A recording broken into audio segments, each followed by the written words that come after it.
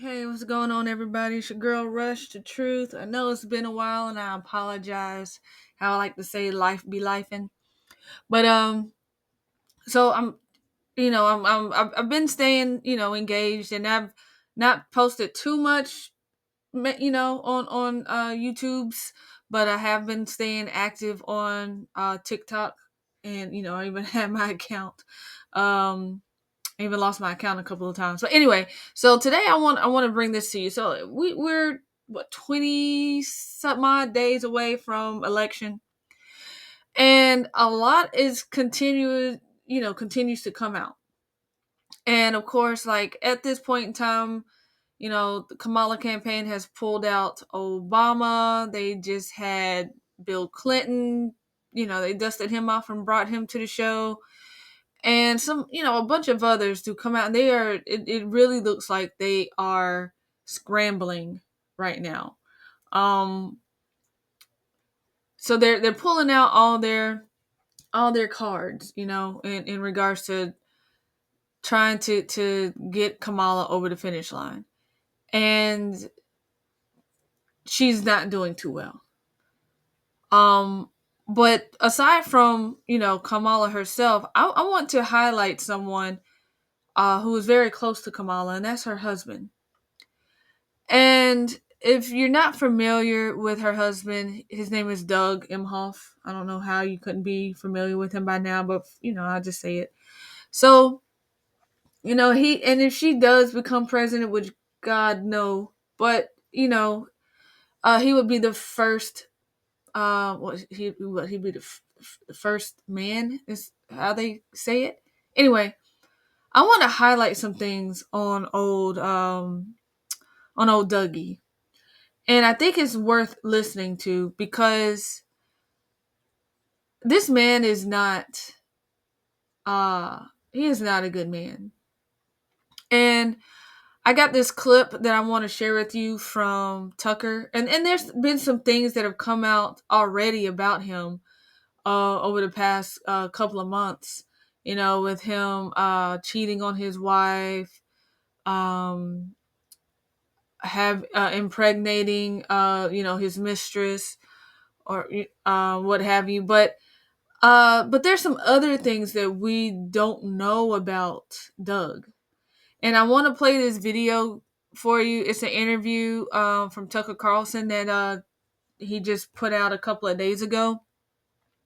And it's with a San Francisco lawyer. Her name was, I might butcher it, but I apologize in advance. Harmeet Dilhan, um, Indian as well. But she has some telling things about Kamala, Kamala, however you want to pronounce it. I don't care at this point because apparently, a little bit of a spoiler is that Kamala has changed the way that her name is pronounced as well. But this interview is an hour and 54 minutes and some change long. I'm only going to highlight this clip right here of old Dougie because again, this type of person should not be in the White House. And if the roles were reversed, if it were Trump and or JD Vance's, if it was either their wives who did ridiculous things, infidelity, um and whatnot, the media would be again on a feeding frenzy, and they will not sit still or silent on it. But I'm going to touch this. I'm going to go ahead and let you guys hear this. Of course, as usual, comment, like, share, subscribe, keep the truth going. Follow me on my other social media platforms. I'm still working on building everything together and hopefully get this thing booming. Dogs gotta eat. But so without further ado, I'm gonna share this clip with you, and I'll be in and out, just giving my little tidbit on it. But I want you to pay close attention and really, really, really think about this. Prosecutor Just and to really hold think about Brett this. Kavanaugh accountable on zero evidence. But it's very selective. When someone close to her is accused of sexual misconduct and violence. Her husband, she's silent, you know? So let's explore that. And just to add to that as well, like I said earlier, Kamala's husband, these allegations of his abuse and misconduct, they've been out before. Like it's come out before, since she launched her run for president this year. However, again, she has remained silent on it. And yet this woman claims that she is for women's rights, how women's rights are being threatened under Trump and how Trump is bad for women. Yet, um, these allegations about her husband mistreating women, she's silent on. But I'm not gonna. I digress. I'm gonna continue on. I don't want to ruin it. There's more to this segment in and of itself. So I'm not. I don't want to put too much out there and ruin it for you. But I do encourage you to go. And again, link will be in the description. But let's continue. Let's explore that in a little more detail. So she marries a guy called Doug Emhoff. Yeah. Who is kind of a moral scold himself. His job has been to scold the rest of us for our moral inferiority, I've noticed. But who is he exactly? So Doug Emhoff is a lifetime, long-term partner at big American law firms. And so he came of age, around the same time as Kamala in the 1990s era. He became a partner at this law firm, Venables, big partner in Los Angeles. Can I say there's no sleazier group I've ever met? I mean, a lot of big law partners. I would rather make it like a rapper, the godfather to my kids, than those people. Sorry, I just want to say that. And I grew up in that kind of a setting in New York, and you're absolutely correct. So, if anyone's seen the fictional series Mad Men, the advertising agencies, well, that was law firms in the 1990s and even 2000s. Some people say to this day, where powerful men exploited less powerful women for their sexual gratification, cheated on their wives. You want to make partner at some big law firms. And the time I was growing up, you had to sleep with a partner to do it. I myself accused a partner at my first job of sexual harassment. And, that person went on to still be a partner to this day at other big, powerful law firms. And so it's really commonplace. Okay. So this guy is in that vein of, that era of I would really call it regressive, male-centric law firm partnership. So Doug Emhoff has a couple of kids. He was married to I think a Hollywood executive, Hollywood producer, and divorced from her. They remain on good terms. In fact, Doug Emhoff's law firm has represented his ex-wife in litigation, actually, involving a entertainment dispute. So they're on good terms. Maybe he's done her some favors or what have you. But Kamala Harris dated Willie Brown, dated some other powerful men over the years. Montel Williams, ladies and gentlemen. There's been allegations that she dated Phil Bronstein, who ran the San Francisco Chronicle for many years. Married Sharon Stone, I think. And so got eaten by some kind of iguana at the zoo. She's dated a lot of she's pretty much only dated powerful guys. Let's be honest. Okay.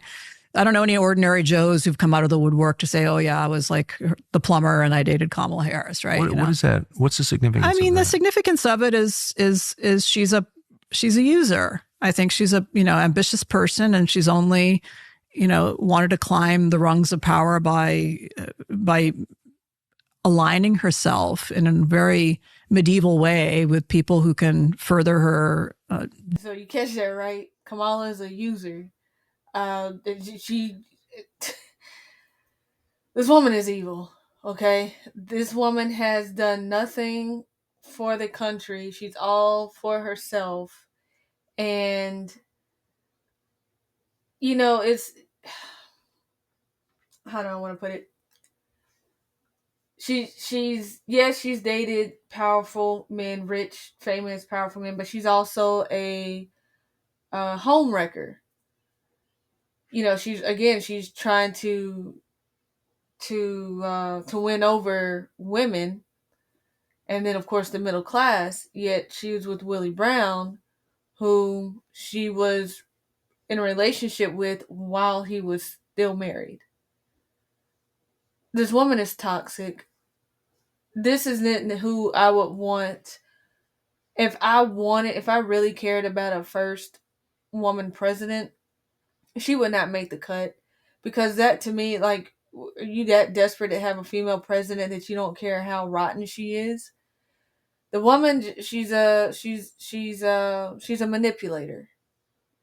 Um, I mean, you might want to call her like an enchantress and so on and so forth. She's evil, and she surrounded herself with horrible, degrading men as well. Like you heard them discuss so far about Doug and the law firm that he's associated with or was associated with, and who he ran with. What did they say? You'll know them by their fruits. Case in point. And this is my own personal opinion, I believe he's still that way. He might not, I don't know how in depth he is right now with his law firm or practicing law, what have you. But I don't see, he's not a strong man to me. Any man that treats a woman as such is a weak man. He's weak. Because he does that to make himself feel inferior. But he's a wet paper towel is stronger than a man like that. But let's continue. Geopolitical interests, if you will. So Emhoff fits that bill. He had access to the millions of Hollywood. He had access to the law firm money. And he, is a person who gave her entree that really helped her out a lot in her Senate fundraising and so forth. So, she's married this guy. In recent weeks, it's come out that he is very credibly accused by a woman who's told her story to multiple publications of publicly slapping her at the Cannes Film Festival, where this lady had been invited. In the face so hard that she spun around from it. And he did it because after a couple of cocktails, he was apparently very jealous. She went up to a valet to try to jump the line a little bit after waiting over an hour after the film festival got out, and was trying to tip him to let them cut the line. And he got jealous of this and publicly assaulted her. Hit her in the face. And she immediately reported this to multiple friends of hers. And under the law, this is considered what we call an excited utterance. So if you tell somebody something horrible that happened to you in the immediate seconds and minutes afterwards, it has assigned a higher degree of credibility under hearsay law than otherwise. For good reason. Yeah. Right. Because, people are more likely to be truthful when they've got the adrenaline running through them in the moment of what exactly just happened. So, because of the dynamics of the situation, she allegedly got into the car. The valets were shocked by this disgusting scene and, let them go. He forced his way into the same car. So while she's in the car with this person, the story goes that the Daily Mail has reported, she called somebody she knew back in the United States and told them what was happening. Then she also reported it to a couple of friends of hers. And so her story has apparently been consistent according to the witnesses who the press has interviewed. And that's one instance. But the more shocking part of the story is that this woman recounts that Emhoff casually told her in the days or weeks before this incident, because she was being what she called love bombed by him. He was allegedly, pursuing her for marriage. This is after he got divorced from his wife, and they were dating for a period of months. She finally, I think it must have come up, how did you get divorced? Like, what happened to your marriage?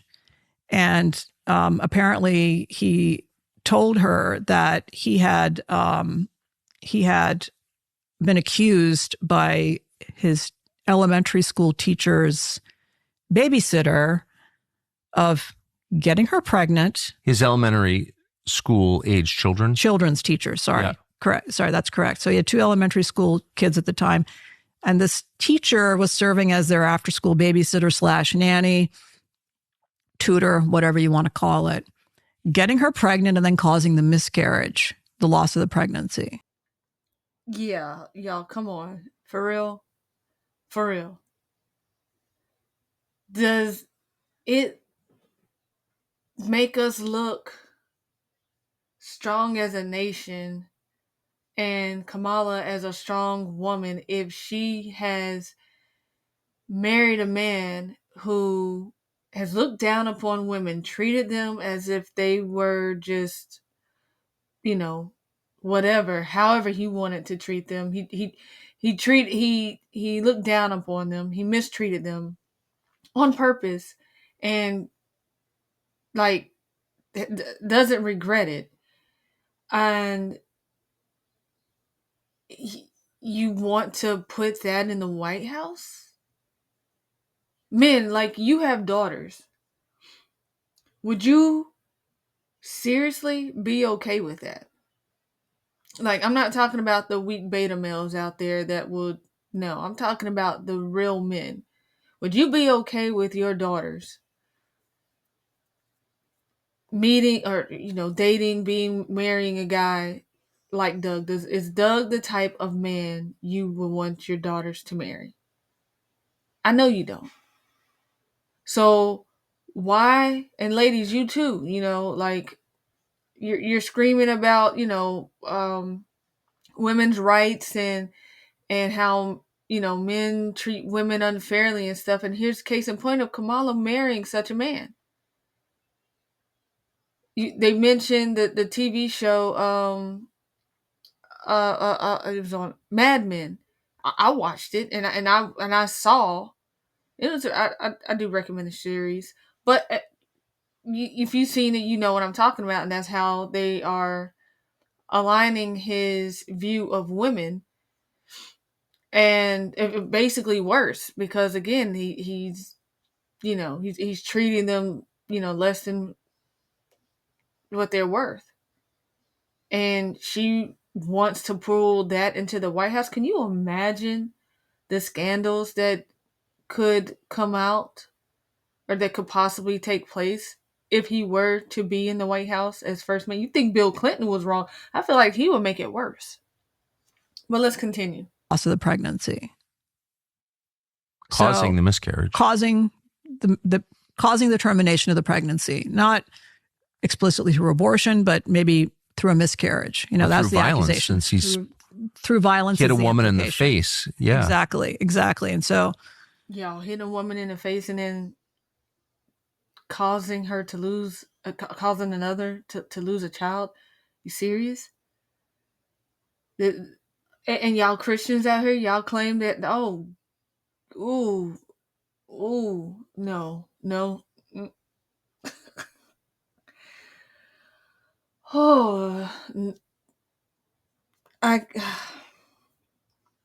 So many red flags, and yeah, I still, let's keep going. So, now American. He told her this? He told her this casually. So American media being what it is today, kind of a big deal. The vice president's husband, who's redefining masculinity and lecturing us all about bigotry all the time. What a sanctimonious little prick that guy is. That guy is accused of hitting a woman in the face and causing another woman to have a miscarriage. Right. And I mean, dating back to my years in law school, I took 40 hours of training and became a counselor for victims of domestic violence. I've gone to court for many women who have been abused. And it's science behind it that someone who hits a woman once in a public place, he's almost in the face in front of hundreds of witnesses in a line. This person has done it in other circumstances. I would virtually guarantee that it doesn't happen one time. It's the culmination of a pattern of years of experience. Another story has come out about Doug Emhoff's conduct at his own law firm, Venables, where he apparently hired a lady to be his paralegal or his secretary sitting on his desk. And all right, folks, that's all I got for you today. I didn't want to, ruin all the goodies for you, but I do encourage you to go and watch the full video. The link will be in the description. And continue to like, share, comment, subscribe, keep coming back. Let's keep the truth rolling. God bless.